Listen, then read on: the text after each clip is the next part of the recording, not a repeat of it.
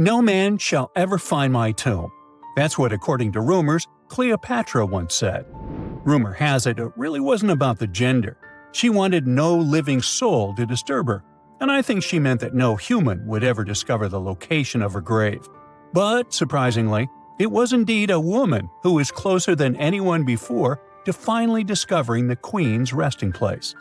Meet Kathleen Martinez Berry, a criminal lawyer turned archaeologist.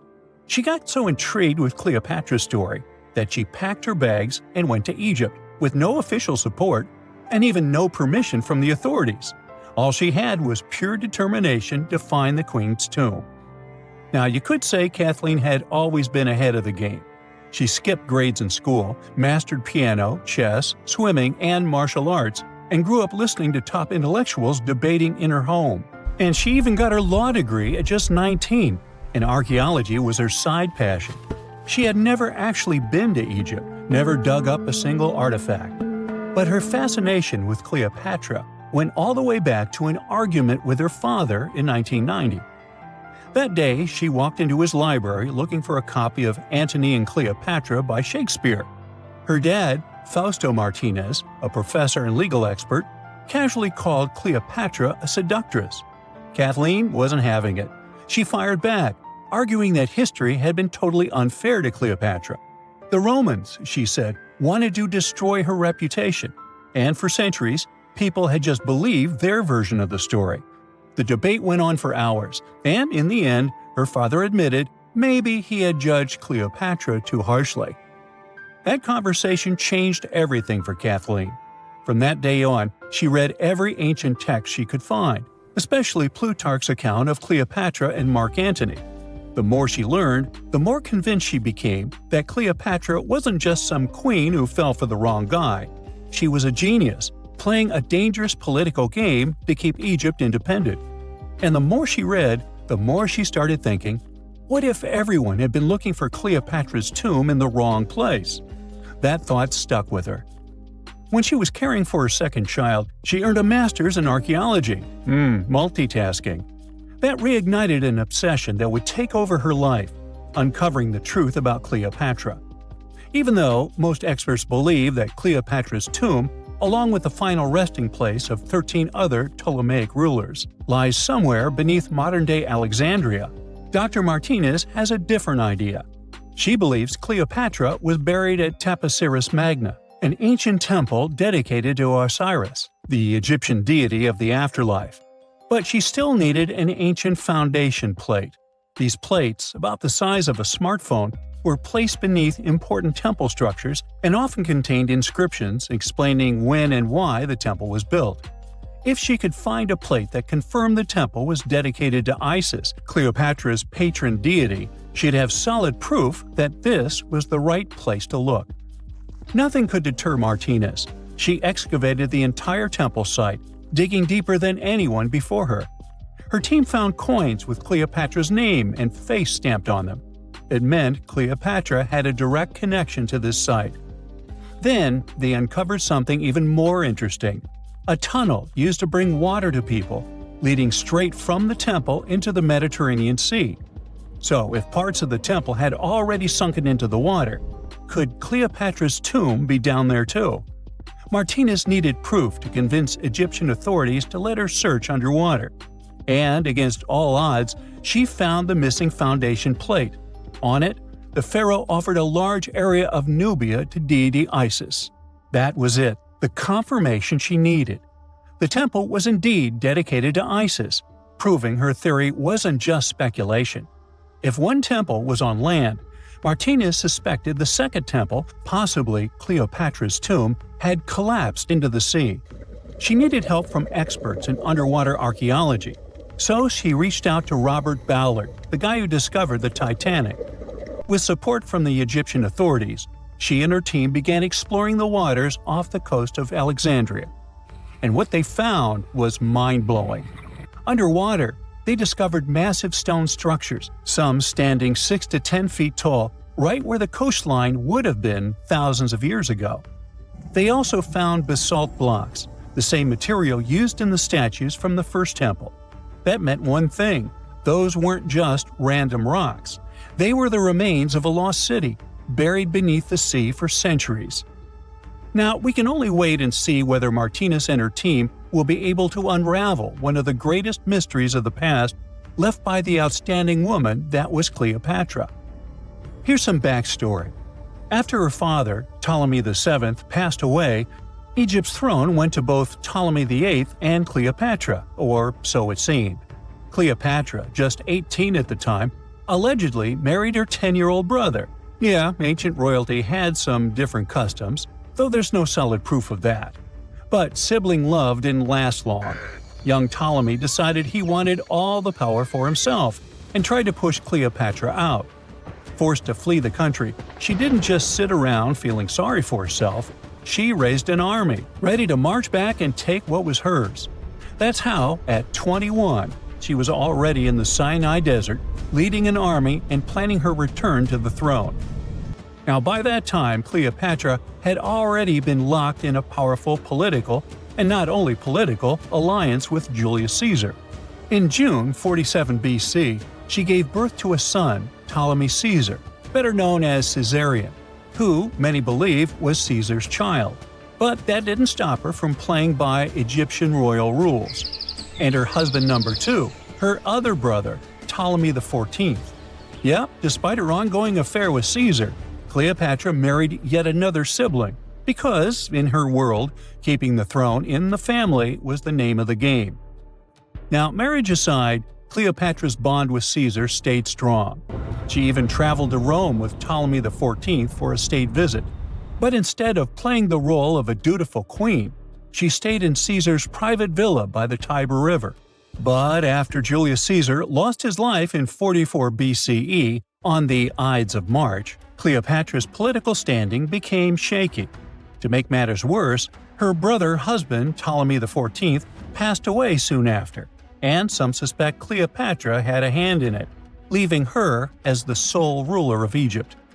Meanwhile, back in Rome, Mark Antony was rising to power as Caesar's presumed successor. Wanting to size up the Queen of Egypt, he summoned Cleopatra, and she did not disappoint.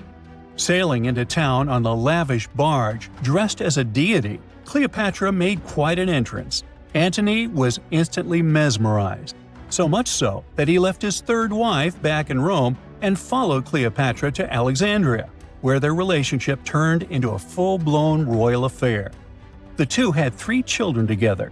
Together, they waged war against Caesar's adopted son, Octavian, in a battle for control of the Roman Empire. The last time the queen was seen, she was in her mausoleum, dressed in full royal splendor, diadem on her head, lying on what Plutarch called a golden couch. When Antony and Cleopatra lost at Actium, Octavian's forces marched into Alexandria. Cleopatra apparently knew the end was near, so she locked herself inside her mausoleum, surrounded by gold, silver, pearls, and priceless art. Those were the treasures she threatened to burn rather than let the Romans take them. Antony, meanwhile, wasn't going to let the Romans capture him alive. He wounded himself with his own sword, but before he passed away, he was carried to Cleopatra's side.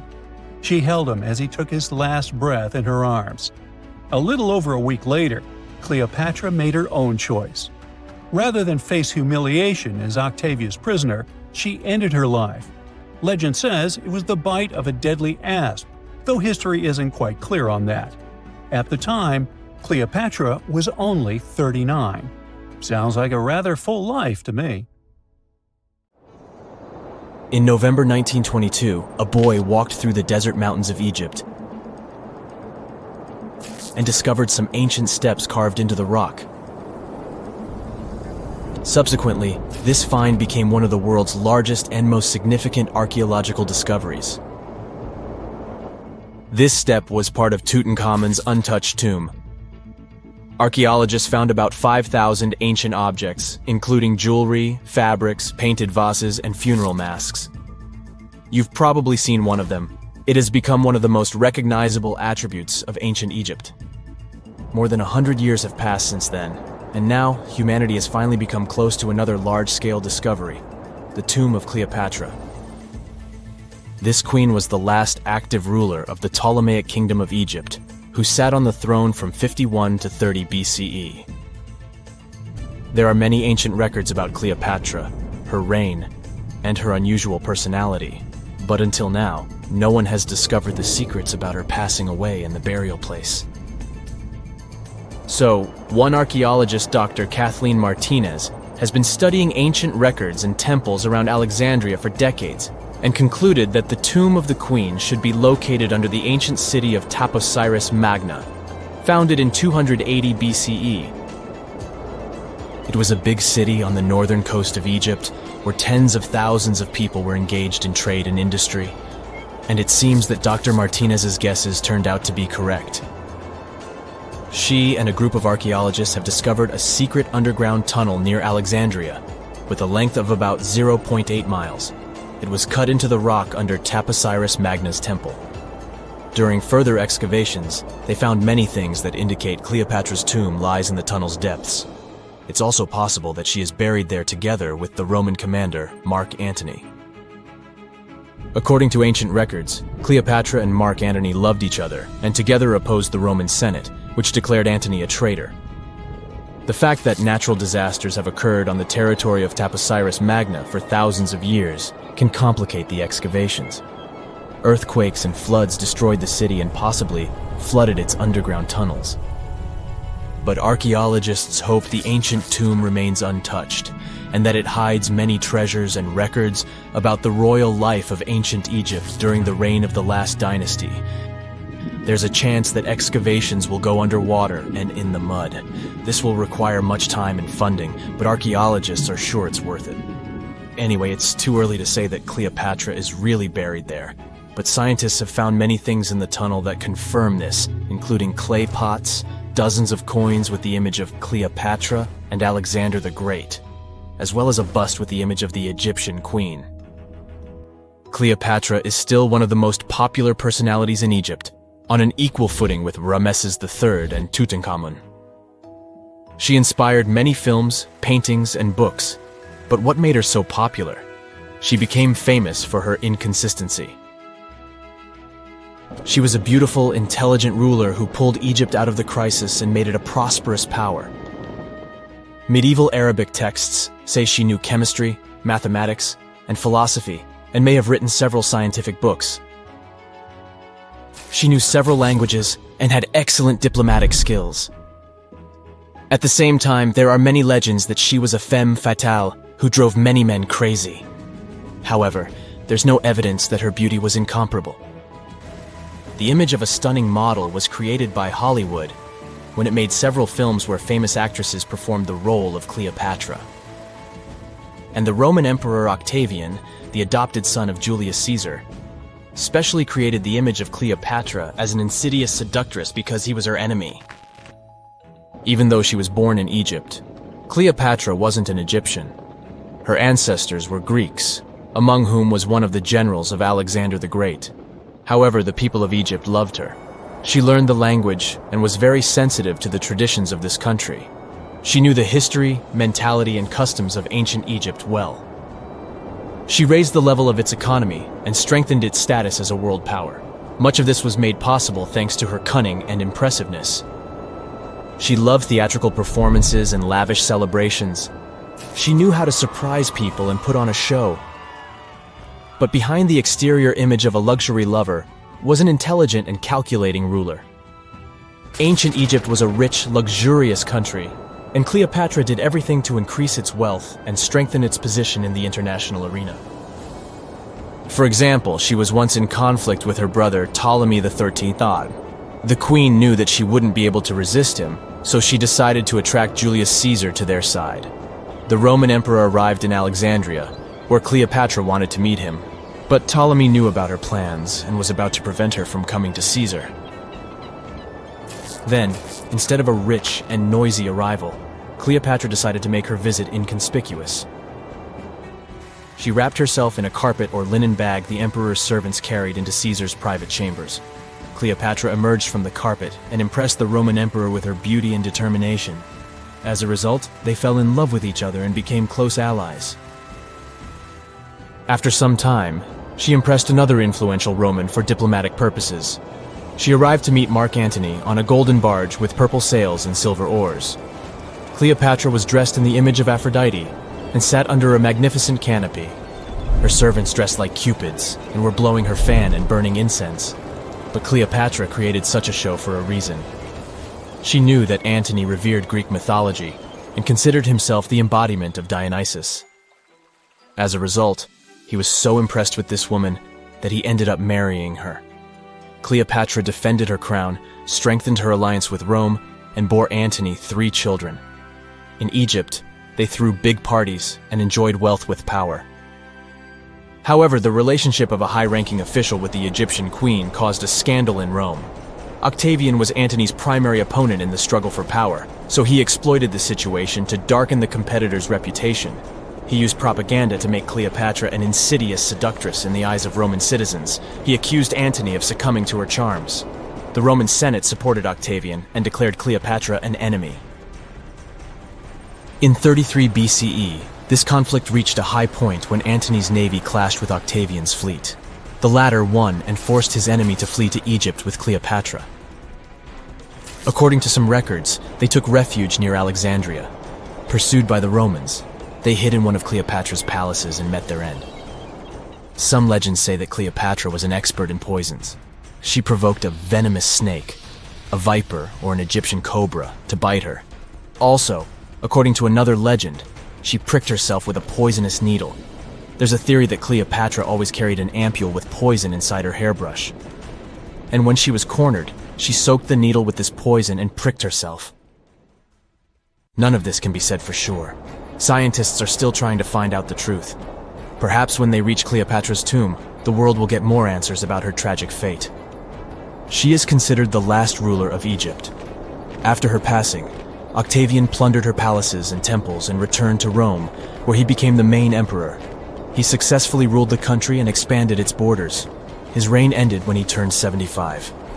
World history would have looked different if Cleopatra and Mark Antony hadn't lost that naval battle. By the way, did you know that more time has passed between Cleopatra's reign and Neil Armstrong's flight to the moon than between the reign of the Egyptian queen and the construction of the Great Pyramid of Giza?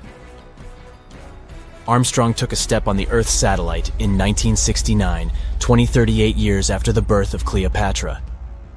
And the construction of the pyramid took place in 2560 BCE. Imagine how long the history of ancient Egypt is. Cleopatra is closer to us in time than to the pyramids. The ancient city of Thutmose Magna is hidden on the northern coast of Egypt. These days it has very little of its former glory, but what lies beneath it may hold the secret to uncovering a famous mystery, that of Cleopatra, the most memorable Egyptian queen in history. The recently discovered tunnel is also known as a geometric miracle for its time. Excavations have uncovered a 43-foot-long structure below the ground, which is partially submerged in water. Its shape and construction technique are similar to that of the Eupalinos tunnel, another amazing ancient discovery.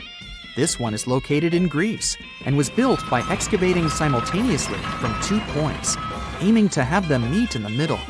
The use of math and geometry to make this construction was astonishingly precise for those days, more so since it was built near a mountain. Archaeologists that have been working on the Thutmose Magna site since 2004 believe this tunnel may lead to the lost tomb of Cleopatra. The clues they found so far seem to back up this theory. For starters, the city and its temple were built by one of Cleopatra's ancestors, Ptolemy II. All the architecture seems to indicate it was dedicated to the ancient spirit Osiris and his queen Isis. Throughout her reign, Cleopatra did try to associate herself with Isis, so it may be no surprise she chose this location as her final resting place. Scientists have yet to pinpoint Cleopatra's tomb, but research continues with the help of modern technology. To study this location better, archaeologists have even used a special device called ground-penetrating radar. This tool allows us to analyze what lies beneath the ground without being intrusive. Since this tunnel is so old, research needs to be done very delicately. Seeing pictures of what's underground before you start digging is incredibly useful. and has been done here since 2011. Finally discovering Cleopatra's tomb may help us piece together her story, especially what might have happened during the last portion of her life, which is still surrounded by mystery. We still don't know the exact cause of her passing. Some believe she may have let herself be bitten by a poisonous Egyptian cobra. Others have suggested that she was well accustomed to toxic substances, even hiding some in her hairbrush in case she ever needed it. But that's not to say she chose to use it on herself. We do have a lot of other interesting information on Cleopatra that's equally as impressive, like the fact that she had a stylist. Most of the images you've seen depicting this famous queen show her wearing black eyeliner. This look was put together by Airas, a woman known to have been her personal beautician. She traced the long line from her eyes to her temples, a makeup technique still used today to enhance the eyes. Airas was an important figure throughout Cleopatra's life, known also as her confidant and close friend. There are even theories that suggest Airas was there by her side when she passed away. Despite her well-thought-out looks, Cleopatra wasn't as pretty as she's described. Or at least, that's what recent research has pointed out. Sure, if we look at movies and modern imagery, she's depicted as this incredibly beautiful woman with symmetrical and delicate features. However, if we look at coins showcasing her image from back in the day, her looks are rather average. Her image on the coins might have been adjusted, too, to make the queen look stronger in the eyes of her people. So there is no trusted source available to confirm her image, but her description in most pieces of ancient literature speaks of her other qualities, like her voice and personality, not of her beauty. Cleopatra might have been the most famous Egyptian queen to this day, but she wasn't the first choice. She did have an older sister, Berenice, that was initially supposed to take the throne. Berenice passed away before she could do that, so Cleopatra took on the role and began investing in her education. She traveled throughout the country quite frequently, so she could become accustomed to her people and their needs. She was only 18 when the responsibilities were passed down to her, and immediately gained popularity because of her intelligence and education. Her taste in literature was quite good too. She was known to be a fan of Homer, the famed Greek philosopher and poet. Cleopatra loved to write as much as she loved to read. There are even claims that she wrote a book on medicine and cosmetics, but we have no evidence to this day that such work ever existed. Part of being a great leader back then meant you had to speak multiple languages. Cleopatra clearly understood that, and that's why she's rumored to have known many languages to varying degrees. Some archaeologists suggested she spoke Greek, Egyptian, and Ethiopian, as well as many Arabic dialects. She might have even spoken Latin, but there's little evidence to support this claim. She might not have had angelic looks, but Cleopatra was really careful with the way she looked, even with her diet. She was known to have enjoyed simple meals, including a variety of fish. Since she lived close to the Mediterranean Sea, it's really no surprise. As a treat, she liked to eat stuffed pigeons, which she also served to her guests. Other dishes on the menu included vegetables and fava bean soup. Fruits and nuts weren't missing from her diet either, and she was also a big fan of honey. Recently, a team of experts has even tried to recreate her famous perfume. Think of it like the ancient equivalent of Chanel No. 5. Cleopatra was known to be a fan of luxurious scents, which she believed could even influence how people treated her when they met. The basis of this scent is myrrh, a resin gathered from a local tree.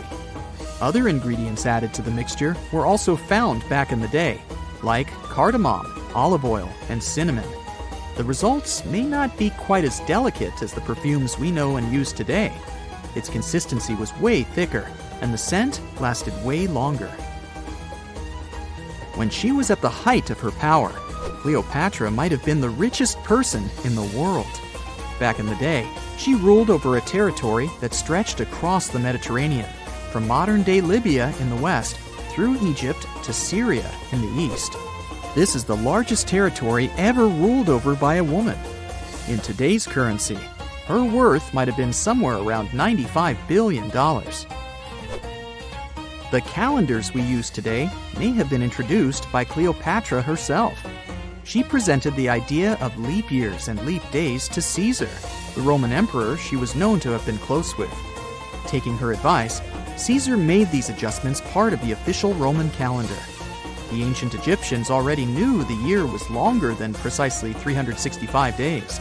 They discovered this by studying the brightest star in the sky, called Sirius, and concluded that a year is actually 365 and 1/4 days long. It was Elizabeth Taylor that famously introduced Cleopatra to pop culture when she played her in the 1963 film bearing the same name. Up until that point, it was the most expensive film ever made. It was originally supposed to cost somewhere around $2 million, but ended up costing a mind-boggling $44 million. That's mostly because of script and production issues. To make this iconic movie, producers created 79 sets from scratch, as well as over 26,000 costumes for the cast. Elizabeth Taylor's Cleopatra costumes alone cost somewhere around $200,000. Thankfully for the producers, the movie made headlines and was well received by critics, making it a box office success.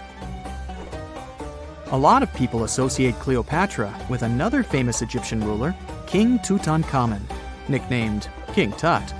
Surprisingly, apart from both of them being Egyptian pharaohs, they have nothing else in common.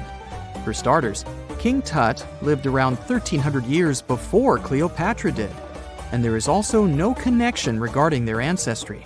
Cleopatra had Macedonian Greek roots, while King Tut was a native Egyptian. Wow! Scientists have found a lost city beneath Egypt's pyramids. And it's incredibly large, bigger than the biggest target you can imagine. Underground chambers, passageways, and vertical structures. Scientists have no idea what purposes they serve. But let's start from the very beginning. Italian and Scottish scientists studying the Pyramid of Khafra discovered something that looked like secret tunnels under 3 pyramids. This find might change what we know about ancient Egypt. The expedition, called the Khafra Project, was led by Corrado Malunga from Pisa, Italy, and Filippo Biondi from the University of Strathclyde, Scotland. Their mission was to focus on exploring Khafra's pyramid, the second largest on the Giza Plateau. Scientists uncovered a massive structure beneath the Pyramid of Khafra. Could it be an ancient Egyptian underground city?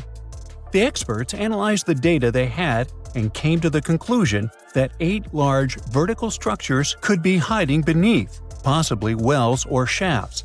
They extend a staggering 6,500 feet across. Imagine placing 2.5 Burj Khalifas on the ground, one after another, and you get the sheer size of this find. These shafts also plunge nearly 2,000 feet underground. Some of the deepest underground stations in the world are located at a mere 380 feet underground or so. These cylindrical shafts are surrounded by spiral paths. Picture some old Gothic castle. They're connected to 2 giant, weirdly shaped chambers. Are those cubes? Or possibly bowls? Each of these chambers is likely more than 260 feet across.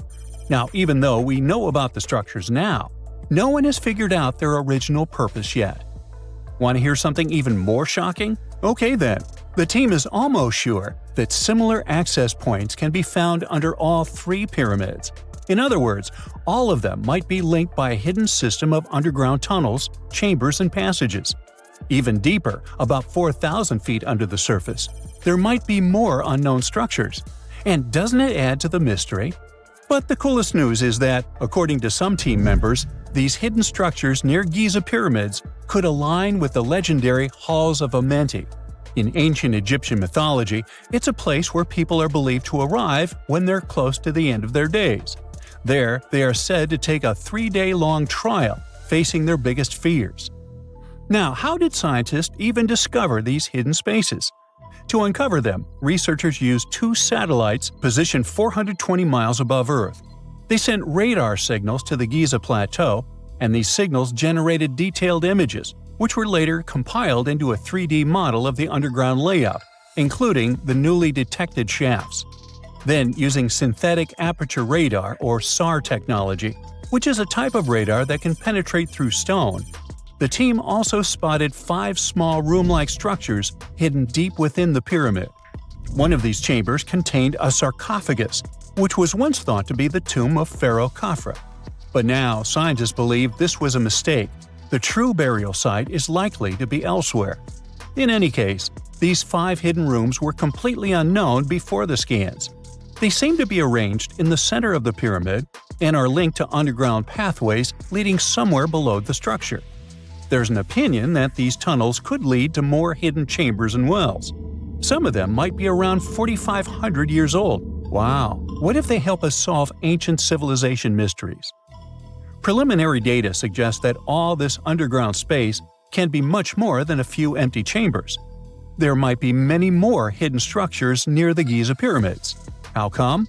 Well, the thing is, the structure appears to include hollowed-out sections with spiral pathways leading even deeper underground. Refining the images hinting at this could reveal an extensive subterranean network. It might be a whole city hidden under the surface. Now, despite the excitement surrounding these findings, there are also a lot of people who don't believe in the existence of the underground city. They're skeptical about the archaeological discovery in Egypt due to the lack of peer-reviewed verification. That's why several archaeologists and radar experts have challenged the validity of the claims. They've explained that the technology used to make the discovery may not be advanced enough to produce such detailed underground imagery. According to them, the 5 smaller chambers found near the surface could be natural formations, since the area had had sacred significance long before the construction of the pyramids.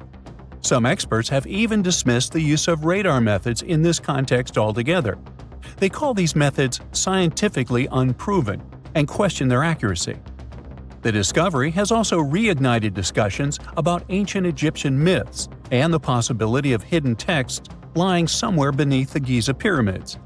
The layout of the newly detected underground chambers shares similarities with mythological accounts of the Hall of Records, a rumored chamber that could preserve early Egyptian wisdom. If confirmed, these findings could significantly reshape the understanding of Egypt's sacred topography. Plus, this lost city beneath Egypt's pyramid could become physical evidence of previously unknown underground structures. That's why the Khafre project is super eager to begin excavating to confirm their findings. But getting approval from Egyptian authorities is a challenging process.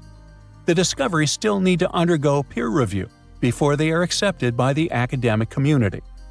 By the way, this recent archaeological discovery in Egypt comes on the heels of another discovery involving a weird structure beneath the Royal Giza Cemetery, which researchers believe is unnatural in origin. Archaeologists used remote sensing techniques and uncovered a mysterious L-shaped structure underground in the Western Cemetery of Giza. This area is known to house burials of royal family members and high-ranking officials. Many of the tombs in the cemetery have above-ground mastabas, rectangular stone or mud brick structures with flat roofs. But there is an area in the center of the cemetery where there are no above-ground structures. To investigate this unexplored region, the team used electrical resistive tomography and ground-penetrating radar. ERT works by sending electrical currents into the ground and measuring the resistance to detect remains. As for GPR, it sends radar into the ground and maps the structures based on the radar's return. The team found an anomaly about 6.5 feet beneath the surface. It appeared to be an L-shaped structure measuring at least 33 feet in length. The readings suggested that the structure had been backfilled with sand after its construction. This made the team hypothesize that it could be a mix of sand and gravel, or possibly an air void. This anomaly was classified as a highly resistive structure, which meant it didn't occur naturally.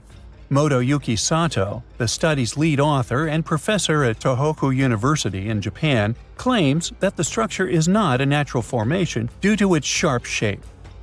Another weird thing about ancient Egyptian pyramids is that historians have long believed that they were built primarily for royals and high-status individuals who had the wealth and power to create such massive structures. However, New research from the archaeological site of Thutmose in modern-day Sudan challenges this assumption. The thing is, Thutmose's pyramid may have served as burial sites for low-status workers as well as elites. The hard-working members of ancient communities may have found their last resting place in some of the most visible monuments, including the pyramids. Located along the Nile River in the ancient region of Nubia, Thutmose became part of Egypt after its conquest of the area around 1400 BCE. That's when Egypt established the site to strengthen its colonial control. Workers at Thutmose built pyramids, but those were much more modest than the famous pyramids of Giza. The research team reanalyzed 110 human skeletons from Thutmose, originally studied in 2012. In particular, they examined the entheses, the areas where tendons and ligaments attach to bones. Such an analysis can give us insights into the amount of physical labor a person performed. When someone does hard labor, their bones often develop distinct crests and ridges at these attachment points due to the stress on the tendons and ligaments. And while some skeletons showed little change in their entheses, suggesting they belonged to individuals from the upper classes, others showed more serious changes. It means they belong to lower-class workers. This finding can totally challenge our earlier understanding of pyramid burials, especially the idea that only elites were buried in the pyramids, because the pyramids themselves were designed for the elite. This recent research may prove that lower-class workers may have found their final resting place in these monumental structures too. Miles and miles of yellow sand, treeless mountain ridges, and scorching hot sun over your head. And suddenly, something you'd never expect to come across in a barren desert. A small group of overexcited people. They're as happy as you would be if you'd won a lottery. They've just found an ancient tomb, once flooded with its walls in bad shape. But the stuff they discovered inside proves that this is the burial site of one of Egypt's most mysterious pharaohs. Historians have been hunting for his tomb for years, but no one expected it to hide ancient treasures. Fast forward. After careful examination of the site, Egyptian officials have announced the discovery of the tomb of King Thutmose II. It's the last missing tomb from Egypt's 18th dynasty, and this is also the first royal tomb found since King Tutankhamun's was discovered in 1922, in more than 100 years. A team of Egyptian and British archaeologists found the tomb in the Theban Mountains area, west of Luxor, near the famous Valley of the Kings.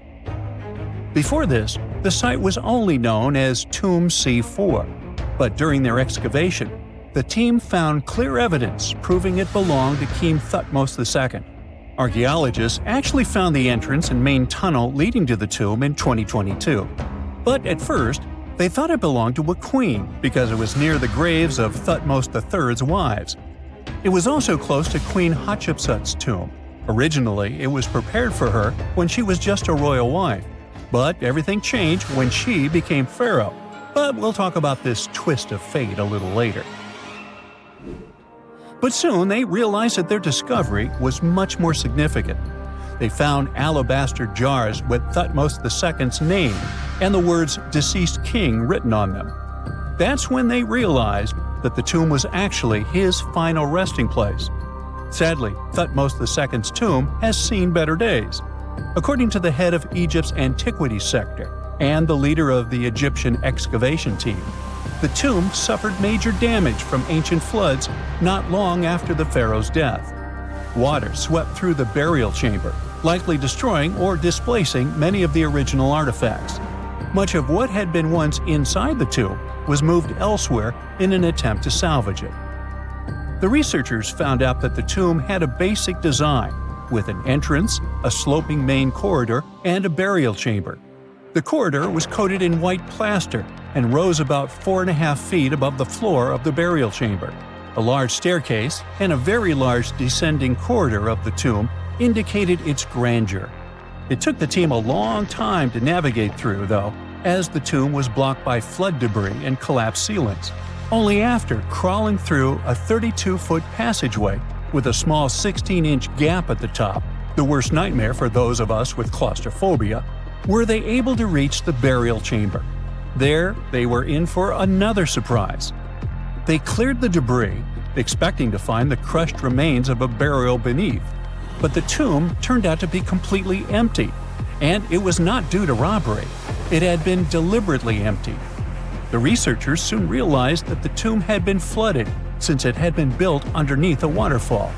It happened just a few years after the king's burial, so the contents of the tomb were moved to another location. That's why there was a second corridor in the tomb. It was most likely made to help remove King Thutmose II's body from his flooded tomb. Despite the damage, the excavation team made some really exciting discoveries.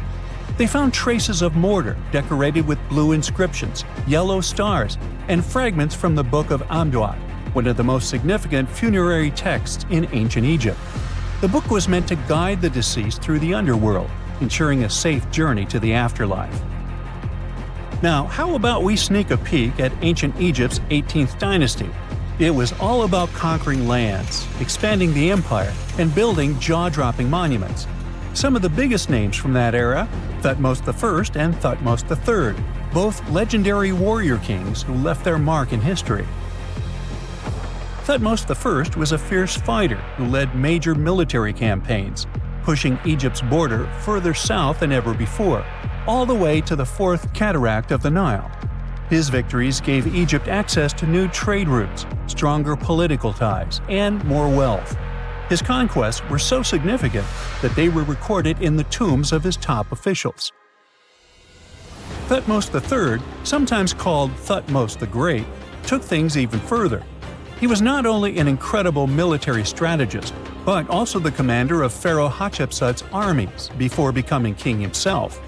He led between 17 and 20 military campaigns, winning every single one and expanding Egypt's empire to its peak. He even created the world's first navy. Thutmose III is often remembered as Egypt's greatest warrior pharaoh. And sandwiched between these two powerhouses was Thutmose II, a pharaoh who doesn't get nearly as much attention. Hey, the middle child, right?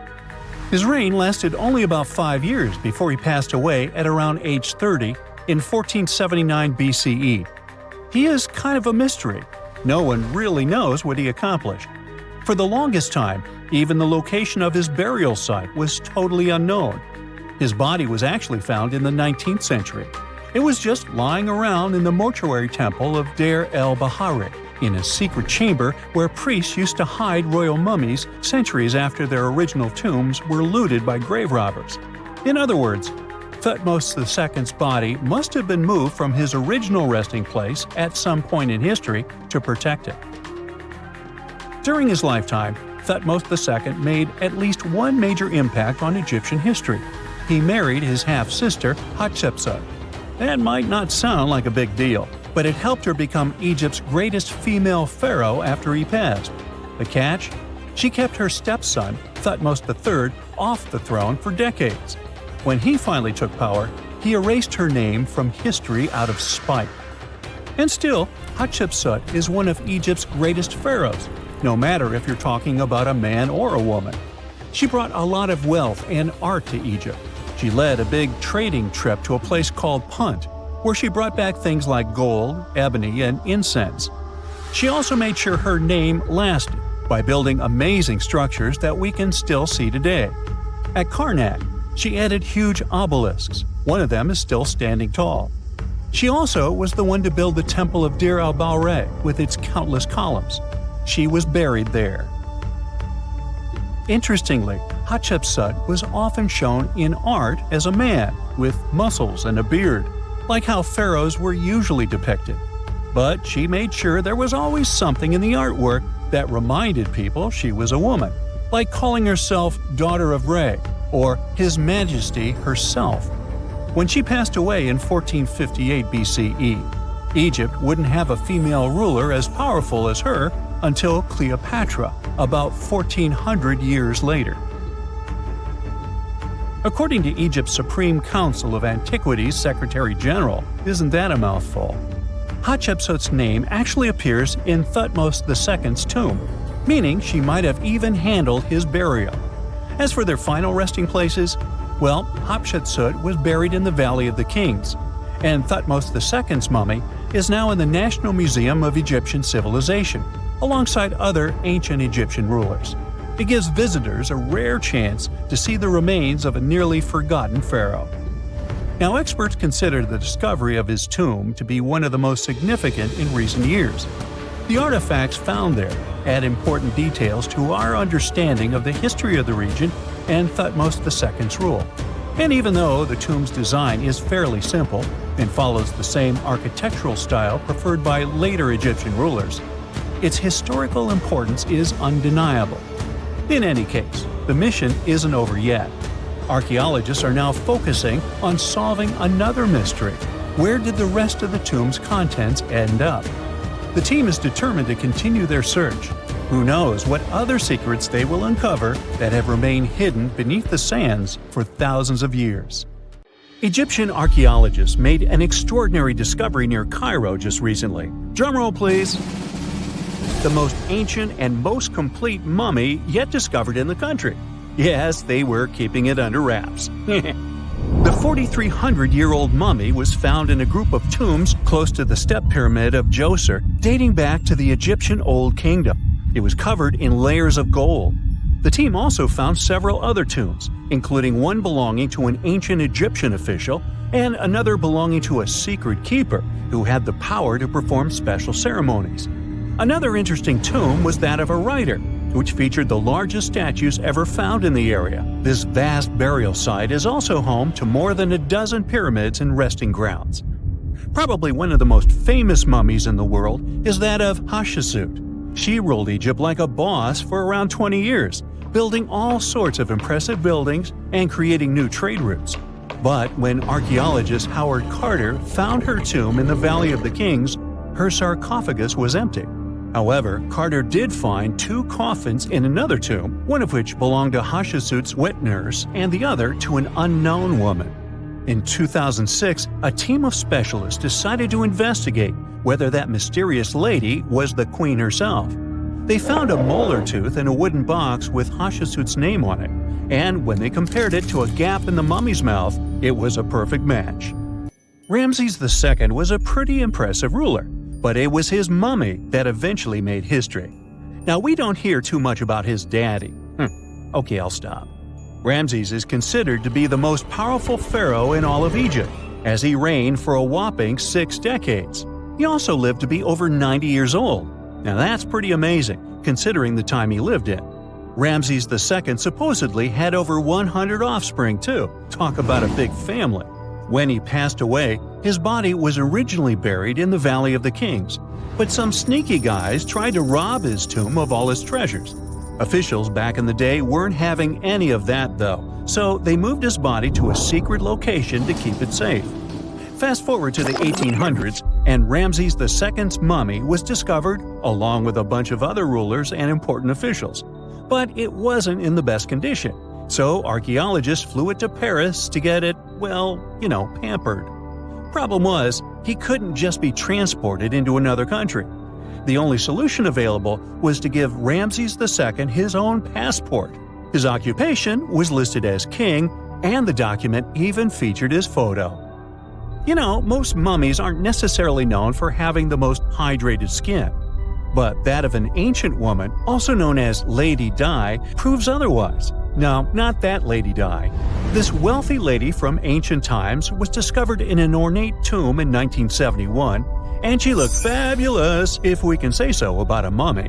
Thanks to the special conditions in her tomb, like the moisture in the environment and the lack of oxygen, her body was almost perfectly preserved. Her skin was soft, her hair was on point, and she was still flexible. The museum that now proudly displays her mummy also shows a ton of fancy items that were buried with her, like dinnerware and musical instruments. Archaeologists investigated the mummy further and discovered that she passed away from a heart attack at around 50 years old. Even though it hasn't been around for over 2,000 years, Lady Di is still making history. The mummy of Otzi the Iceman was discovered in the Alps in 1991. Austrian authorities initially thought he was a modern mountaineer because he was so well preserved. Turns out, he was actually from the Copper Age.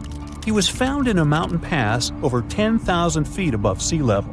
Through studying his mummy, we've learned so much about life in Copper Age Europe. For example, we know that he was a native of Central Europe and enjoyed eating meat. He also suffered from arthritis, narrowing arteries, and intestinal problems. But he likely used acupuncture and medicinal herbs to treat these conditions. And apparently, he was pretty handy with tools. He sharpened them just days before his untimely demise. Who knows if he was expecting trouble or just getting ready for some routine work. Now, King Tut and his story is most likely the one that made all mummies famous. This pharaoh passed away at the young age of 19, more than 3,000 years ago. But his mummy is still one of the most well-known in the world. When his tomb was opened in 1922, people went wild because it was still intact, unlike many other royal tombs. It had some seriously blinged-out coffins, including one made of solid gold. Not only did Tut's tomb give us a glimpse into ancient Egyptian history, but his mummy also taught us a lot about the time he lived in. DNA analysis helped identify his parents and revealed that the pharaoh had a rare bone disorder that might have made walking a bit tough. Now, Ginger is most likely one of the coolest mummies you'll ever hear about. He's like a time traveler from 5,000 years ago who's still looking fly with his golden hair and perfectly preserved nails. Ginger was discovered in Egypt and is believed to be the earliest known mummified body. Before people even knew about mummification, they used to place bodies in shallow graves in the hot, dry sand. And since the sand absorbed all the water, bacteria couldn't reproduce and the body was preserved naturally. Now, scientists are not sure if Ginger's preservation was intentional or not, but since he was buried with some pottery vessels, it's likely that whoever buried him knew some serious preservation techniques. If you want to meet Ginger in person, he's currently chilling at the British Museum. One Dutch art collector bought a statue from Asia and ended up finding a weird discovery. The statue contained a mummy hidden inside. Unfortunately, the body was too fragile to move, so they had to leave it there. The coolest part is that this mummy is over 1,000 years old and was on display for 200 years before being encased in the statue. When scientists did a CT scan, they found out that the mummy was filled with paper scraps covered in writings. Experts think he might have done this thing called self-mummification, which is a pretty intense process involving a special diet and tea that makes your body less prone to bacteria. Only a few people could handle this ritual, and those who managed to do that were seriously respected. No other Egyptian queen has baffled scientists and historians like the stunning Nefertiti. Based on her statues, she was known for her slender neck, wide eyes, and high cheekbones. Her name translates to "the beautiful woman has come." Talk about living up to your name, huh? Even though she wasn't a pharaoh herself, Nefertiti still managed to leave a lasting impression. Written records suggest that, as a wife and queen, she held an incredibly influential role. Because of her power, she was indeed admired, but she also managed to make quite a lot of enemies throughout her life. She was also related to King Tut, but not biologically. Rather, she was his stepmother. So far, locals have yet to identify her mummy, but that may soon change. A local Egyptologist who has been busy excavating tombs in the Valley of the Kings has found two mummies that he believes could be Nefertiti and her daughter. According to specialists, we may soon finally get a definitive answer about the identity of these two mummies.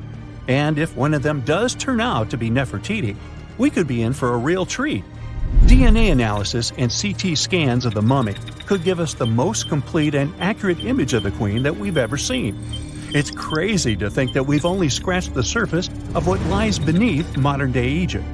Nefertiti ruled during a time of great power and prosperity in Egypt, but unfortunately passed away in a period of social turmoil, leading to her gravesite being lost. Now, where's my mummy? Whenever you hear about ancient ruins, you almost never picture them being suspended somewhere, or just randomly hanging on the branch of a tree, right? In fact, for most of the ancient artifacts we have exposed in museums all over the world, archaeologists did quite an impressive amount of digging. You see, buildings have this funny way of fading away over time if not properly taken care of.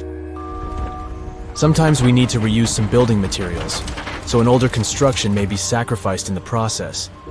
Other times, houses are abandoned, and once they are exposed to the elements on the surface, like rain or sunlight, they don't really stand a chance. Some just simply crumble away due to good old erosion. So the only way a piece of architecture can survive the test of time is if it's somehow gotten buried deep down. Now, how did they end up buried in the first place? Well, it's quite the comedy of errors. Ancient cities had a habit of gradually raising their ground level like a kid adding toppings to their ice cream sundae. You see, these settlements were always busy collecting food and building materials to keep up with their ever-growing population. But hey, who has time to deal with waste and rubbish? It wasn't exactly high on their to-do list back in the day. So when it came to building new houses, ancient civilizations found it much easier to save their sweat and tears by piling up the rubble and constructing right on top. But that's not all. Rivers would also occasionally flood and deposit a layer of sediment on the city floors, further encapsulating those ancient constructions. And in those dry regions like the desert, where the wind likes to show off its sand and dust dance moves, you can bet it was a constant struggle to keep the establishments clean.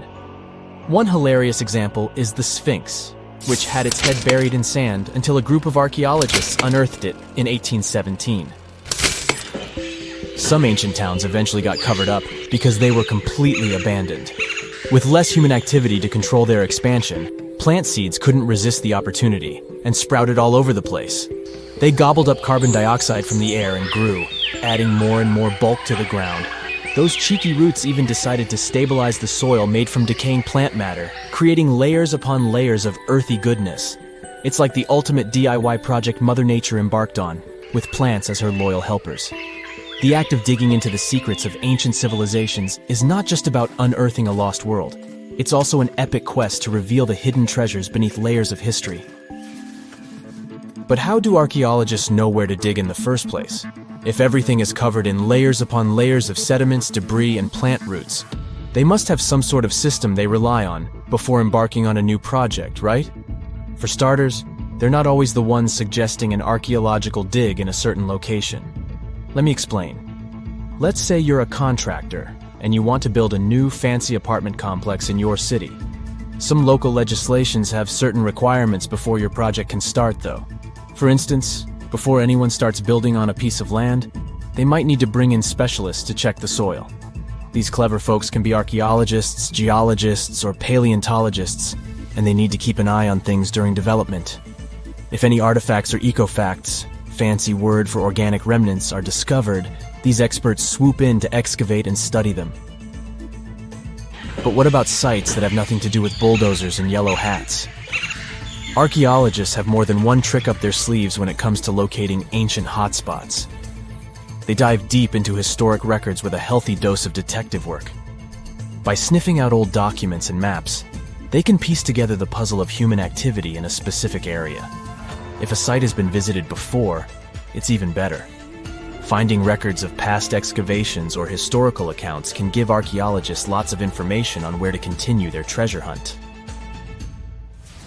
Before archaeologists start swinging their shovels, they engage in a bit of a visual scan mission.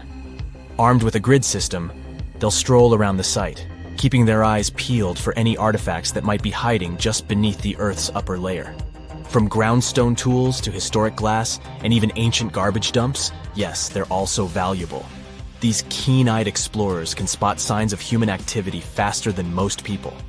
If they stumble upon midden soil, fancy term for a garbage dump, they know for sure that humans once called this place home. Archaeologists don't just rely on their trusty shovels, though. They have an arsenal of gadgets to aid in their search for hidden wonders. Geophysical tools are like their secret weapons. Take the resistivity meter, for example. This clever contraption measures the electrical component of the soil and any buried features or artifacts. A buried wall, for instance, will create a different resistivity reading than the surrounding soil. Magnetometers and ground-penetrating radar work in similar ways, showcasing potential hints of ancient treasures in the soil. And who could forget our trusty old friend, the GPS? It helps archaeologists map out precise locations, like a high-tech treasure map, leading them straight to their pot of gold. Care to virtually visit some of the most important archaeological sites in the world? Well, follow me. In the United Kingdom, for instance, you'll find this interesting place called Stonehenge. It's one of many henges scattered around, but this one really takes the cake. Picture this: massive ancient stones standing tall and proud, arranged in a funky outer ring and an inner horseshoe, with some smaller stones thrown in for good measure. And guess what? These amazing stones have been around for over 5,000 years. Talk about a serious case of rock-solid longevity. Now, here's where it gets interesting. According to local folklore, the legendary wizard Merlin whipped out his magic wand and poof! He teleported these massive stones all the way from Ireland. Apparently, some giants had assembled them there, but Merlin decided they would look much better at their new location. Others think it's just the ruined remains of an old Roman spiritual edifice. These amazing structures were built by our Bronze Age ancestors. With their simple tools and limited tech, they managed to create this monumental masterpiece. Impressive, right? Unfortunately, there's still so much we don't know about this area. Stonehenge's initial purpose remains a mystery to this day. Sure, there are lots of theories, but scientists have yet to agree on the subject. However, we do know that it's perfectly aligned to catch the sunrise during the summer and winter solstices. The ancient city of Pompeii is an equally amazing archaeological site. Picture this: Mount Vesuvius, a notorious troublemaker, decided to throw a volcanic tantrum and completely covered this ancient Roman city. It turned it into a time capsule, located outside present-day Naples in Italy. Fast forward to the year 1748, when a bunch of adventurous explorers stumbled upon Pompeii. Lo and behold, they discovered a treasure trove of well-preserved goodies: streets, houses, food. Probably a bit stale by then. Blingy jewelry, fancy sculptures, colorful frescoes, everyday household items, and even animal and human remains. It was like an epic archaeological party. From the looks of it, Pompeii had it all. Fancy houses and villas, a massive 20,000-seat arena, cute little artisan shops, hangouts like taverns. And let's not forget the saucy spots like those luxurious bathhouses for some intense pampering. There's also the Sanctuary of Apollo, where people used to gather for their daily dose of worship. And of course, the bustling heart of the city, the Forum of Pompeii, where all the cool people used to hang out. And guess what? Pompeii is so cool that it made it to UNESCO's World Heritage List back in 1997. That's like the ultimate Hall of Fame for historical awesomeness. It also includes many other famous buildings and sites, like the Taj Mahal in India and the Acropolis of Athens in Greece. When you hear the word mummy, you might get a chill down your spine. That's because most of us associate this word with those creepy characters we've seen in some scary movies. But in reality, mummies have helped us understand a lot about ancient civilizations, their rulers, and about how people used to deal with losing their loved ones. The people most famous worldwide for their mummies are the ancient Egyptians. They believed that some sort of existence after passing away was possible, if certain conditions were met. That's why they insisted on preserving the human body through the process of mummification and placing the mummy in a furnished tomb, kind of like giving it a fully functioning apartment of its own. Why did they believe in this? Well, because they were deeply connected to their natural environment for the most part. They saw the natural cycles around them, like how the sun rose every day, followed by the moon, or how new life was always sprouting from plants, even after they had wilted away. They also believed that the powerful spirit Osiris, who represented the cycle of passing away and resurrection, played a role in this process. To prepare for the afterlife, the ancient Egyptians followed certain rituals, like mummification, which involved using materials like honey, resins, and incense to preserve the body. There's no other mummy more popular than that of King Tut. He was a young pharaoh who ruled over 3,000 years ago in Egypt. The problem with discovering ancient royal tombs is that most of such burial sites were previously robbed. People knew ancient rulers had been left with many valuable belongings, so those locations became vulnerable to thieves. When King Tut's tomb was opened in 1922, people were excited because it had not been robbed, like many other previously discovered royal tombs. That's how well hidden it was. Inside, his mummy was encapsulated in a total of 3 coffins. including one made of gold.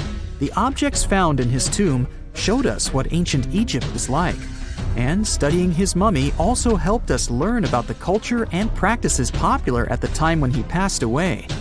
We also learned about his family by looking at his DNA. Scientists were able to discover that he had had a disease called malaria and a problem with his foot that might have made it hard for him to walk. Ramses II was another pharaoh in Egypt who ruled for 68 years, which was quite a lot back in the day. He was known for his expansion campaigns and building projects. Many objects from his time as a ruler still exist today, including a large statue of him. Ramses II was about 6 feet tall and lived to be about 90 years old. After looking at his mummy, scientists concluded that he may have had a medical condition that affected his spine. Now, remember those thieves I mentioned before? They are probably the reason why Ramses II ended up in a plain coffin in a secret collection of royal mummies at Deir al-Bahari, which was rediscovered in 1881.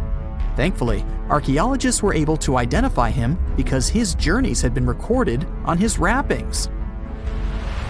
The process was really tedious too. In fact, in ancient Egypt, the mummification process could take a staggering 70 days to complete. A special person would say a very specific speech while delicately handling the body and drying it out using a type of salt called natron.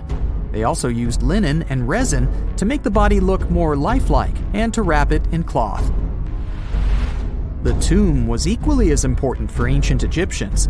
The walls of King Tut's tomb, for example, were adorned with intricate artwork that depicted his journey to the afterlife, from his burial procession to his passage through the underworld. The ancient Egyptians believed that everyone made this journey after passing away, and they filled their tombs with items and paintings to help the person in their spiritual travels. Additionally, the walls of the tomb were decorated with spells from a special book, which contained a collection of poems that the Egyptians believed would help people reach the afterlife. And speaking of how important this journey was, people also placed food in these ancient tombs. In King Tut's tomb, archaeologists discovered 36 jars of vintage beverages and 8 baskets of fruit, which were believed to be left there to help him in his journey to the afterlife. The Egyptians believed that traveling to the afterlife took a really long time, so they left a lot of supplies, such as food and water, to sustain their loved ones. Pharaohs also generally had numerous luxurious garments and beautiful jewelry in their tombs to ensure that they would have a fashionable journey. These items included various types of linen clothing, such as tunics, scarves, gloves, and headdresses, as well as a lot of gold jewelry with precious stones, like bracelets, buckles, pendants, necklaces, rings, and even precious depictions of insects for protection. Some were also deposited with fans made from ivory and ostrich feathers to keep them cool in the afterlife. Some ancient rulers were even placed in their forever apartments along with boats. For example, Pharaoh Khufu built the Great Pyramid at Giza as his tomb, and a large ship was found inside. King Tut, however, was buried with multiple boat paddles, but no actual boat.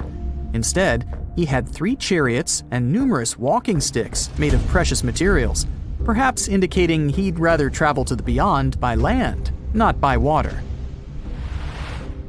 Amongst the most interesting objects found near ancient mummies are bottles of oils and perfumes. If rulers were supposed to be fashionable, why not smell nice too, right? Also, some of them had some ancient kinds of board games, most of them made out of precious materials like gold or ivory. One of those games was called Senet. It was very popular amongst the ancient Egyptians and very similar to modern-day chess. The ancient Egyptians may have the most famous mummies out there, but they weren't the first to invent the procedure.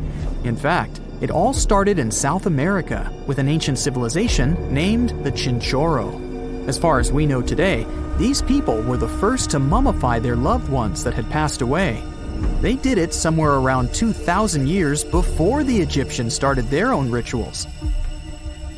Sure, we can tell a lot about ancient rulers by studying these mummies, but until recently, we had no idea what they really looked like during their lifetime. Not so long ago, though, some very special mummy paintings were found by archaeologists studying ancient Egyptian objects. These mummy portraits are highly detailed paintings of individuals that were made while they were still alive. Such paintings were often painted on wood, as opposed to the classical portraits we all know about, which are painted on canvas. They are known for their realism and beauty, and have even been used by researchers to diagnose diseases by comparing them to the corresponding mummies. Some of these portraits also include depictions of jewelry, which was later found on the mummies. The recent discovery of these mummy portraits in Central Egypt is significant, as it marks the first time in over a century that such paintings have been found. Mummies appeared all around the world naturally, too. Mummification can occur without people intervening because of natural conditions, like extremely cold or hot environments, places with a lack of oxygen, or accidental exposure to chemicals that preserve the body. These conditions don't allow bacteria to grow, resulting in the body remaining more or less intact. Famous Otzi was one of these mummies. We know today he was a man who lived around 5,000 years ago in Europe. But upon his discovery in the Alps in 1991, Austrian authorities initially believed that he was a modern mountaineer because of how well preserved the body was. However, after the Iceman was removed from the glacier, it was determined that he was actually from the Copper Age. There are countless doors all over the world that haven't been opened for decades, and even centuries. The question is why? It seems that nowadays you can open any door you want. The truth is that some doors were sealed for a grave reason. And so far, nobody has found out what treasures and mysteries they hide. Here are 4 doors that keep their secrets all too well. The Taj Mahal. First up, we've got the Taj Mahal in India, one of the most romantic places in the world. Shah Jahan commissioned it in 1631 and dedicated it to his 3rd wife, who he loved like crazy. They were married for 19 years and had a whopping 14 kids together. But unfortunately, she passed away while giving birth to their last baby. Shah Jahan was heartbroken and decided to build an epic tomb to remember her by. The construction took a whopping 20 years to finish. The building has quite an interesting layout. The design is super unusual with these 4 massive 130-foot tall minarets that stand on the corners of a huge platform. They're not just there for looks. Back in the 17th century, architects were having some serious issues with buildings collapsing under their own weight. So, the chief architect of the Taj Mahal made sure to place those minarets as far away from the tomb as possible. And he even tilted them in a way so that if they did fall, they wouldn't wreck the rest of the Taj Mahal. Talk about planning ahead. The Taj Mahal is hiding some crazy secrets. There are sealed rooms all over the place that nobody is allowed to enter. And if you check out photos of the building from the riverside, you can spot 2 basements. But guess what? They're sealed up too. Nobody knows what's inside or why they've been locked up since the time of Shah Jahan. Apparently, there's a good reason why those rooms are off limits. Some researchers think that they were built using marble, which turns into a different substance called calcium carbonate if it's exposed to carbon dioxide. And when that happens, little bits of marble start chipping off like crazy. To make matters worse, there's no air flowing into these rooms. That means that if too much CO2 builds up in the basement, the 4 minarets could collapse. But wait, there's more. Some people think that the body of Shah Jahan's wife can be found in one of these sealed-up rooms in pristine condition. Why not? Who knows what the mysterious rooms might keep? The Great Sphinx of Giza. The Great Sphinx of Giza is shrouded in mystery. It's not just the largest monolith statue in the world, but it's also a hybrid creature with a woman's head and a lion's body that originates from Egyptian and Greek mythology. It's also very ancient. It's estimated to be around 4,500 years old. The construction of this marvel took about 3 years and required 100 workers, who were not slaves and were treated with delicacies like sheep and goat meat. It is also thought that it used to be much more massive than it is now. Archaeologists found huge stone blocks and abandoned toolkits near the site. However, the real secrets of the Sphinx lie underground, near its paws.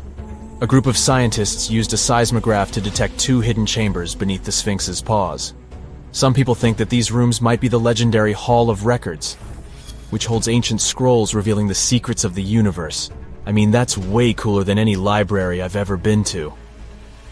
Rumor has it that the Egyptians even had info on Atlantis stashed down there, which is like a super old version of a conspiracy theory. Unfortunately, we can't go on an adventure to check it out just yet. The chambers presumably have 2 entrances, but both remain sealed. The researchers haven't yet received the green light to check out their theory. Let's hope they won't keep us in suspense forever.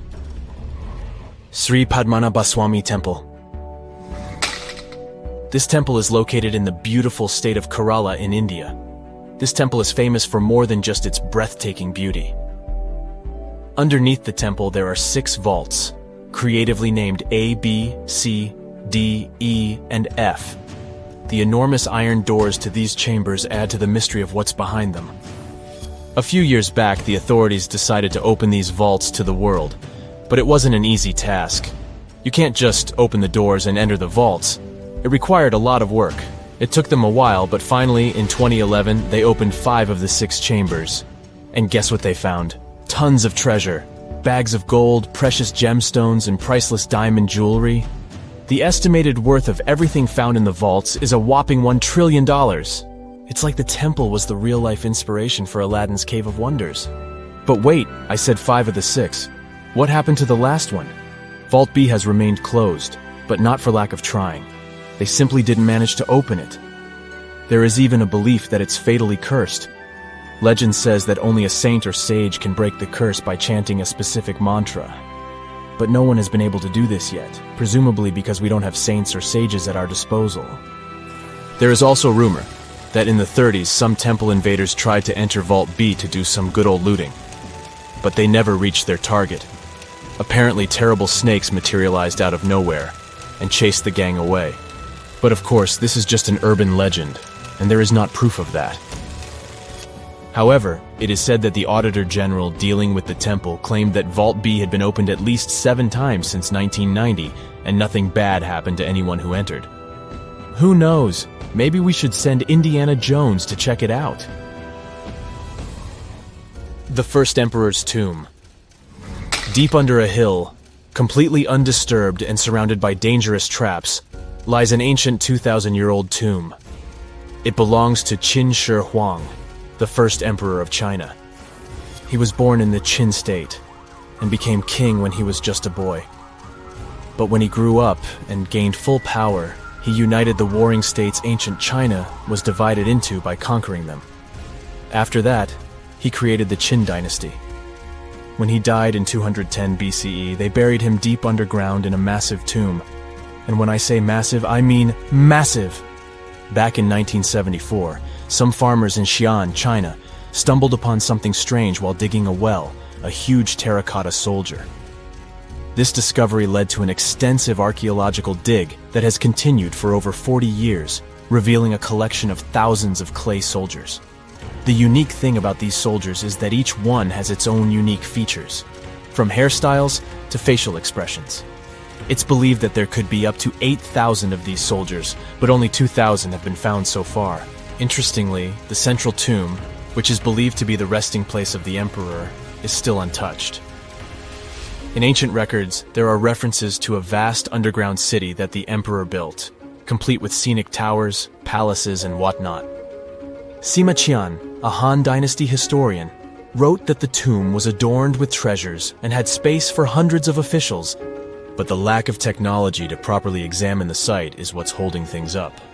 Qin Shi Huang was surrounded by liquid mercury in his tomb, with 2 of the streams representing the major rivers of China, Yellow River and Yangtze.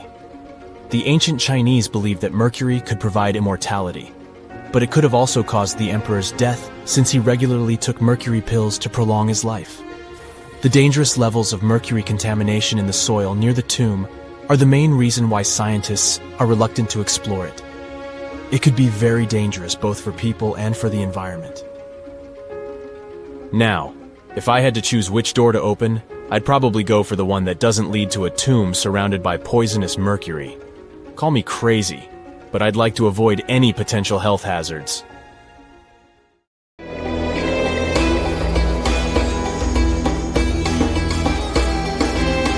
The Great Pyramid was created as the final resting place of ancient Egyptian monarch Khufu.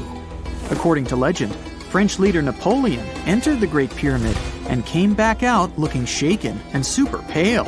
He never revealed what he saw inside, but whatever it was is said to have affected him for the rest of his life. When Napoleon entered the pyramid, he would have walked through a super tight and ascending passageway. He'd then go through another passageway, known as the Great Chamber. This corridor would have been much taller than the previous one, and would have cobbles too. He'd then reach the King's Chamber, the centerpiece of the Great Pyramid, which was lined with huge blocks of granite. But it wouldn't have looked as grand as we might imagine. There are no hieroglyphics decorating its walls, as Egyptians only began decorating the burial chambers of pyramids much later on. The pharaoh's tombs deep inside the pyramid would have also been filled with treasures, from chunks of gold to the world's most expensive jewelry. But this would have all been looted a long time ago. The only thing that probably would have been left in there would have been a huge sarcophagus, which would have once contained the king's mummy. He'd also have to walk past the queen's chamber. This room most likely didn't hold any queens though, as pyramids were usually only built for one person. There are mysterious tunnels leading from here. To this day, no one is really sure what they're there for. And that's not the only mysterious and creepy thing Napoleon may have encountered, as stories of pharaohs leaving ancient curses on pyramids go way back. Many pyramids had warnings written on the outside, telling of horrifying things that would happen to those who entered and disturbed the peace. We might not know what exactly Napoleon found in the Great Pyramid that scared him so much, but we know for sure what was found in Tutankhamun's tomb. Tutankhamun was an ancient Egyptian pharaoh who was only 8 or 9 years old when he took to the throne. He became a cultural phenomenon when his tomb was discovered almost completely intact in 1922. His pyramid sits in the Valley of Kings in Thebes, modern Luxor, which is in Egypt. Unlike the Great Pyramid, Tutankhamun's tomb was covered in beautiful wall decorations. The walls told the story of how he would travel to the afterlife through the underworld. Egyptians believed all people would have to take this journey, so they would fill their tombs with objects and paintings to help them get there. There'd also be spells painted on the walls. They believed this would help people pass over to the next realm. The journey would be pretty long, and for that reason, the ancient Egyptians would also fill the pyramids with food. Tutankhamun's pyramid was filled with 8 fruit baskets. They even found something called gingerbread fruit in there. The rooms were jam-packed with furniture, statues, clothes, and staffs, amongst a whole bunch of other things. You'd likely find a lot of clothes and expensive jewelry in the pyramids as well. The ancient Egyptians wanted their ancestors to travel in style to the afterlife. They put Tutankhamun in his final resting place with over 50 pieces of clothing, all of the highest quality. There were tunics, scarves, gloves, and headdresses, and a ton of jewelry. Bracelets, pendants, necklaces, rings, and scarabs for protection were all found inside. Each of them was made of gold or precious stones. There were also fans made of ostrich feathers to keep the old pharaoh cool in the hot Egyptian sun. But the temperature inside the pyramids never actually went above 68 degrees Fahrenheit. The ancient Egyptians developed a super cool air conditioning system that we don't fully understand even today. Tutankhamun's pyramid also contained 130 walking sticks made from ebony, ivory, silver, and gold to help him on his journey. There were 3 chariots hidden away in case he got tired of all the walking. They also put 11 boat paddles inside, but there was no sign of any boat. The pyramids would be littered with the pharaoh's favorite scents and perfumes. During the excavation of Tutankhamun's pyramid, it quickly became clear that it had been robbed during ancient times. There was damage to doors and traces of oils left in empty jars. It looks like someone raided the pyramid for gold and the scents, perfumes, and oils that had been left for King Tut. There was still a bit of perfume, which was made from coconut oil and frankincense, left in one bottle. It seems like Pharaoh Tutankhamun loved board games. There was an ivory traveling set of senet in his pyramid. Although we don't know for sure exactly how to play it, we have figured out it was sort of an ancient Egyptian version of backgammon. It looks like it was a 2-player game where the goal was to knock your opponent off the board. Not really sure who Tutankhamun's mummy was supposed to play with, though. The ancient Egyptians had some rituals that may seem pretty strange to us. For example, they used to shave their eyebrows off if they ever lost a cat. So it's not too surprising they put some really weird things inside pyramids. Archaeologists discovered a collection of mummified cats and scarab beetles in pyramids that date back more than 4,000 years.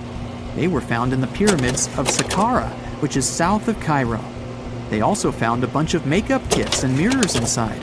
Makeup was worn proudly by both men and women in ancient Egyptian times. Eyeliner was the most popular cosmetic. The Rosetta Stone was one of the best discoveries ever made in pyramids. It was found by our man Napoleon Bonaparte and his team. It's a black granite rock that dates back to 196 BCE. It's transcribed in Greek, Demotic, and hieroglyphic. When it was translated in 1822, we got the key to understanding ancient Egyptian hieroglyphics for the very first time. The discovery of Queen Hatshepsut's mummy in 1903 changed our understanding of the Egyptians forever.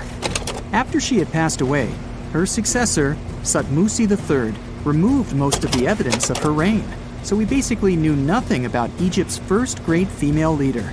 She's now gone on to become one of the few and most famous female pharaohs of Egypt. Pharaoh Khufu even had a fully fledged boat in his pyramid. Archaeologists uncovered more than 1,200 pieces of a giant boat near the Great Pyramid at Giza. They reassembled the boat, and it's a whopping 144 feet long. It's most likely a solar boat, which was designed to carry the resurrected king with the deity Ra. Fun fact, the Pyramid of Giza is the last remaining of the 7 wonders of the ancient world. The other 6 are the Hanging Gardens, the Colossus, the Temple of Artemis, the Mausoleum, the Lighthouse, and the Statue of Zeus. This pyramid was also the world's tallest man-made structure for 3,800 years, and it's the biggest pyramid in Egypt. It took a staggering 2.3 million blocks of limestone, and some weighed as much as 80 tons. It took an incredible 100,000 laborers and a whopping 23 years to build. Its original height was a mega 480 feet. In 2017, archaeologists discovered something weird about Egypt's Great Pyramid. There's a hidden void that's at least 100 feet long, and no one really knows why it's there or what's actually inside it. The weird void is the first inner structure discovered within the 4,500-year-old pyramid since the 1800s. Scientists used cosmic rays to detect the massive hole, but are still no closer today to finding out what's inside. The ancient Egyptians took a lot of care building the pyramids, and everything was strategically placed and structurally sound, so it's super unlikely that this hole is due to blocks falling over time. Loads of pyramids also contain small model figurines called ushabti. These represented attendants. They believed they would come to life to serve the pharaohs in the afterlife. But it's amazing that all this stuff actually fit inside. There isn't actually a huge amount of space inside the structures. It's mostly just rock. A gruesome discovery took place in Egypt some years ago. You want to hear about it? 16 human hands, carefully buried in 4 eerie pits. They didn't look too much like human hands at first, since they were abnormally large, but they were. Weirdly, there were only right hands. No left hands were in sight. It turned out that it points to the practice of an ancient dark ritual. Old Egyptian art and tales talked of a ceremony where warriors would present the right hand of their adversaries as proof of victory and ask for gold in return. Egyptians believed in the afterlife, so cutting off someone's hand meant you cut off their power eternally. Guaranteeing this type of defeat was interesting to the winning party. Here, the fight was between Egyptians versus Hyksos, who lived in what was once known as Canaan. Egypt has always been the center of some history-changing findings, and some time ago, this papyrus was found. If we stretched it open, it would be just a tad bigger than the height of a skyscraper. The world's tiniest skyscraper, which is located in Wichita Falls, Texas. When humans didn't write on their notes app, they wrote on this thing, made from the medulla of a papyrus plant. Around 2,000 years ago, ancient Egyptians wrote something reminiscent of a book where they describe most of their funerary traditions and their visions of the afterlife. It's considered one of the most important texts from ancient Egypt and is still sold in bookstores to this day. This ancient manuscript was unearthed from a chamber located just south of the Pyramid of Djoser, located in Saqqara. Oh yes, Djoser is the oldest pyramid in Egypt and not the Giza pyramids like most people think. So recently, the site of Saqqara buzzed with excited archaeologists who probably found one of Egypt's oldest complete mummies. They believe that this beautiful and well-preserved mummy was that of a wealthy man. He was discovered in a deep shaft, covered in layers of gold leaves. There are many symbols that show he was an important and wealthy man, like the band he wore on his head, the bracelet on his chest, and the fact that he was embalmed with a tunic, which was reserved for Egypt's finest. The most exciting part of the entire discovery was finding the resting place sealed with mortar, just as the ancient Egyptians had left it 4,300 years ago. Now this may sound weird, but back in 2008, archaeologists discovered a missing pyramid. Now it went missing because it deteriorated over the span of 4,000 years. Today, you can only see its base. It was a pretty important site back in ancient times.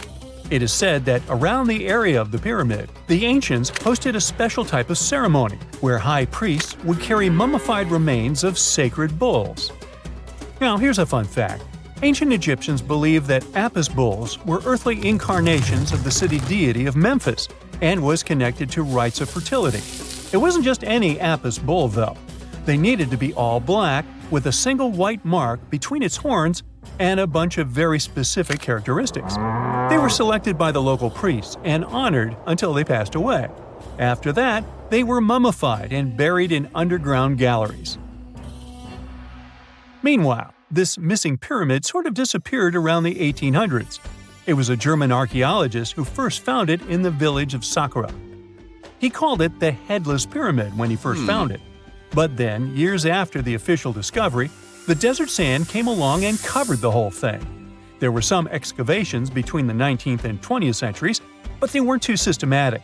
That's why scientists were so thrilled when they dug an entire pyramid's base after removing the 25-foot mound of sand that was covering it.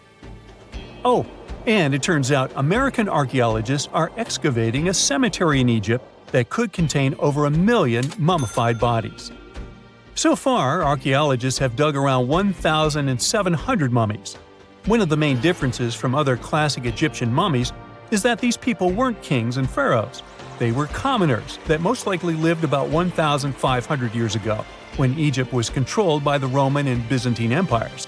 The name of the cemetery is cool, though, the Way of the Water Buffalo, just in case you want to check it out on your next trip. Other than bulls and buffaloes, ancient Egyptians also liked baboons. Are you seeing a pattern here? In the beginning of the 20th century, archaeologists discovered a site filled with mummified baboons in a place called, guess what? The Valley of Monkeys. An animal wouldn't have been mummified if it wasn't considered important. Certain animals were more important than others, since they were linked to specific deities. Jackals were connected to Anubis, the ancient god of the afterlife, and cats were likened to the female deity Bastet. Baboons were a pretty big deal, since they were believed to be connected to Thoth, the deity of wisdom and advisor to Ra, one of Egypt's supreme deities. The archaeologists who studied these animals weren't too happy. They think these baboons were kept inside and were deprived of sunlight for most of their lives. They had extreme vitamin D deficiencies and they were poorly fed. Maybe Thoth got angry with these baboon keepers. Just a guess. Since there's never a boring day for archaeologists in Egypt, they also found human mummies with golden tongues. Since Egyptians were all about the afterlife, they believed that golden tongues might help a person speak once they pass to the other side. I mean, it's a long shot, but hey, why not? Some of these mummies were placed in wooden coffins with goods, such as necklaces, pottery, golden artifacts in the shape of lotus flowers and scarab beetles, and iPhones. Just kidding. A new temple was also unearthed recently in Egypt. Scientists believe it was dedicated to honor Zeus Cassios. That deity would be a cross between Zeus, the almighty Greek deity of the sky, and Mount Cassios. While digging around the Sinai Peninsula in Egypt, archaeologists spotted 2 pink granite columns poking out of the ground, and bingo. They believe these columns represented the temple's front gate and collapsed during an earthquake many years ago. And speaking of deities, there weren't only super serious deities. Recently, scientists unearthed a golden ring in a city south of Cairo. No, Frodo, it's not magical. It was a normal gold ring, but it had the depiction of the deity of fun, officially named Bes. This deity is often described in sacred texts as a happy, chubby dwarf. Today, many tattoos we get are sorta deprived of any sense and are made of aesthetic purposes only. In ancient Egypt, though, women would get tattoos as a token of protection for childbirth. That's what scientists think, at least. Around the Nile region, scientists found some mummies that had well-preserved tattoos, which is a rarity since the skin deteriorates so easily. 2 of these women tattooed their lower backs, and the drawings were simple. They were mostly pictures, including that same chubby dwarf we just talked about, Bes. He also had a side hustle as the protector of women during childbirth. Now, would you believe me if I told you ancient Egyptians invented robots? No? Well, that's because that's not entirely true. Sure, they were astronomers, mathematicians, and engineers, and somehow they also squeezed an eccentric invention into that package. An automated deity some scientists called Hathor. This wooden statue had been in the Metropolitan Museum of Art for years before someone noticed its secret. With the help of an X-ray machine, specialists discovered a mechanical operating system inside it. The pulley-like axis goes from the statue's shoulder to her left leg. When the system rotates, the statue raises and lowers her hand. Hey, pick me! Pick me! I got my hand up! And now we're off to almost 5,000 years ago. Let me take you to ancient Egypt, where back in 2550 BC, guess what? The construction of the Great Pyramids of Giza started. People learned to build cathedrals and skyscrapers, but it wasn't until recently that these massive buildings appeared. It's still a mystery to even modern scientists how these pyramids were built 5,000 years ago. No wonder they are one of the 7 wonders of the ancient world. They're also the oldest of them and the only wonder of the ancient world that still exists in the 21st century. It must have taken a lot of cooperation to build a thing that massive, even for today's metrics. But the Giza pyramids weren't the first pyramids ever. The first one, called the Step Pyramid, was built around 80 years before the first pyramid of Giza in 2630 BC for King Djoser. It wasn't meant to be extraordinary, but ended up being quite impressive. It was a pyramid of 6 stepped layers of stone. It was 204 feet high, which is as tall as a 19-story building. And it was the tallest building that existed at that time. It wasn't just a pyramid, though. It was surrounded by a whole complex of buildings, including even courtyards. In ancient Egypt, people believed in the afterlife, so everyone, especially kings, wanted to make sure they had everything they needed to get ready for it. Here's why the pyramid complex was perfectly supplied with a lot of objects people used every day. The complex included a pyramid and a kind of a palace. Those buildings had many things the king loved and might need one day, like furniture, food, and gold vessels. After Djoser, building pyramids became common practice, but many pyramids weren't finished. It would usually take about 20 years to build one, but many rulers reigned way less than that. Overall, there are more than 100 pyramids. The most famous pyramids are the Great Pyramids of Giza. The first one and the biggest one was built for Pharaoh Khufu, around 2550 BC. Initially, it was 481 feet tall, which is as tall as a 40-story building. The second pyramid was built for Khufu's son, Pharaoh Khafre, around 2520 BC. It's just a bit shorter, usually standing at 471 feet high, a 39-story building. This is the pyramid with the famous statue of the Sphinx. Sphinxes have a lion's body and a human head. They were built to guard important areas. This one has the head of Pharaoh Khafre and is guarding his pyramid, facing the sunrise. The Sphinx is most well known and is one of the world's biggest and oldest statues. Originally, it had red color and did have a nose. It's still possible to see the trace of red pigment by its ears. But no one knows exactly when the nose disappeared. For some time, the Sphinx was sort of hidden underground, being covered with sand up to its shoulders. Luckily, in the early 1800s, an adventurer with a team of 160 people dug it out. The third pyramid of Giza is the smallest one, being more than twice shorter.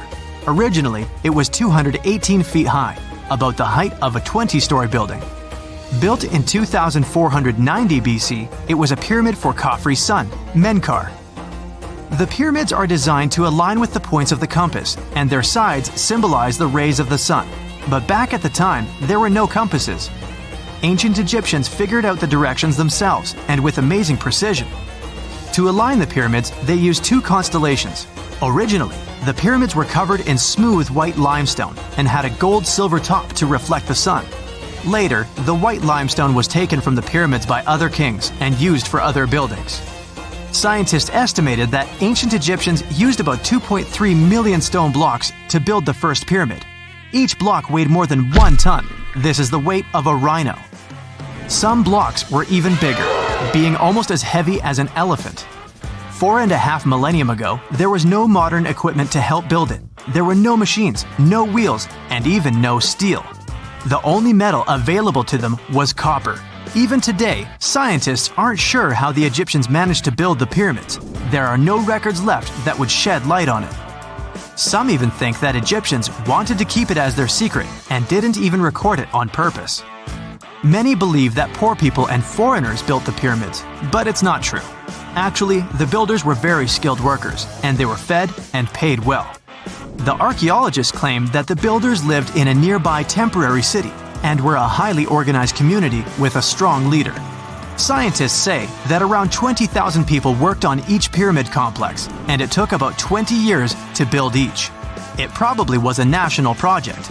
The construction site was large in resources, and food and essentials were likely to be contributed from all parts of Egypt. Even with all that support, it remains unclear how people managed to cut, transport, and assemble those huge stones. One of the theories suggests the stones were most likely transported on boats down the Nile River. Then, there was a harder part. They had to be moved to the construction site. For that, they probably used wooden sleds. It wasn't very hard to pull them because the sand mixed with the right amount of water was pretty slick. And 10 people could move a sled even with a rock weighing 1 ton pretty easily. Finally, one last problem. The stones had to be lifted and put into place. Archaeologists have discovered the remains of the ramps system that dates back to when the pyramids were built. Most likely, the Egyptians designed a unique system to move and pull huge stone blocks, but no one knows what it looked like exactly. The most common opinion is that there were several ramps around the pyramid to help move the blocks. The ramp was growing with the pyramid getting higher. They suppose people were walking up the stairs, pulling the stone on the wooden sled up in the middle on the sandy ramp. But this is just one of the options. Others say that the ramps were going around the pyramid. Some say the ramps were inside the pyramid. But we'll never know for sure, and it'll forever remain a mystery, just like the ancient Egyptians wanted. Surprisingly, there's not much inside the pyramids. Most of it is just solid stone with very little open space. But let's take a quick look inside the biggest of the pyramids of Giza.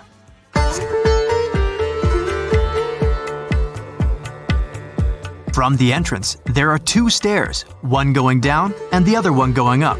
The descending one takes you to a chamber located underground.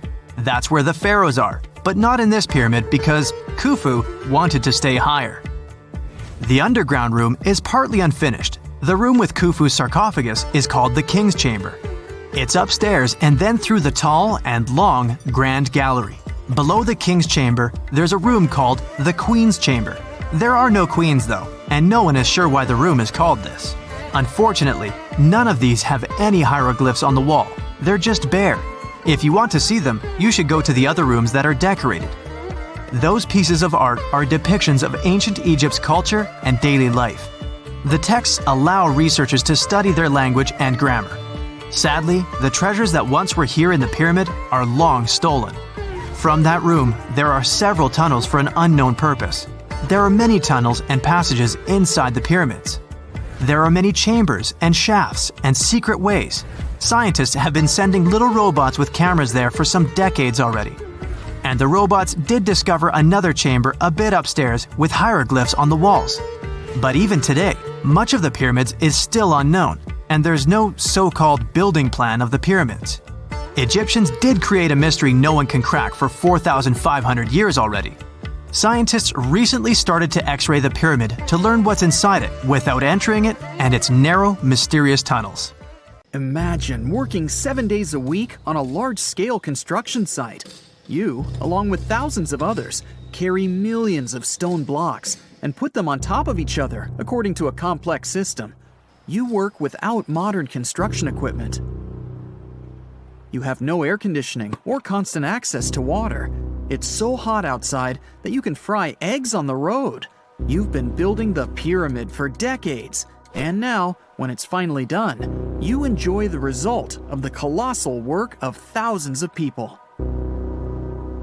You're looking at a giant cultural monument of global value that will freeze in time and amaze people for tens of thousands of years. A few thousand years have passed. People in the 21st century see the pyramids and are like, wow, I can't believe humans have built this. Yeah, the people who built the pyramids wouldn't have appreciated such a theory. But actually, there are reasons to believe that people built it using some fantastic technology. From the outside, it seems the Great Pyramids are just big triangles of stone. People just put some heavy blocks on top of each other, and that's it. In fact, the design seems too perfect to be true. The pyramid consists of more than 2 million blocks. They lay so close to each other and are so even that you couldn't squeeze even a thin sheet of paper between them. Scientists still can't figure out the exact technology for building the Egyptian pyramids.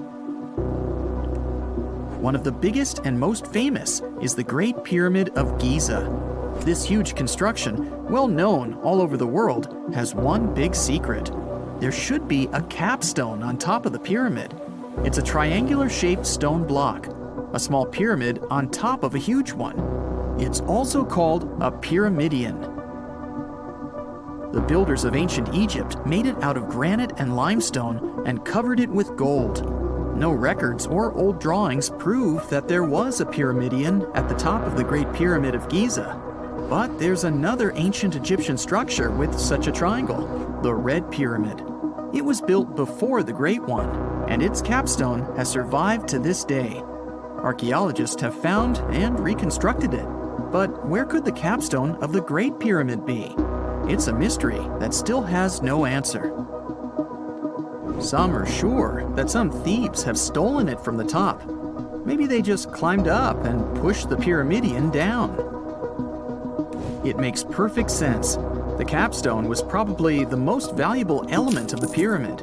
Many scientists and archaeologists still don't know its exact purpose.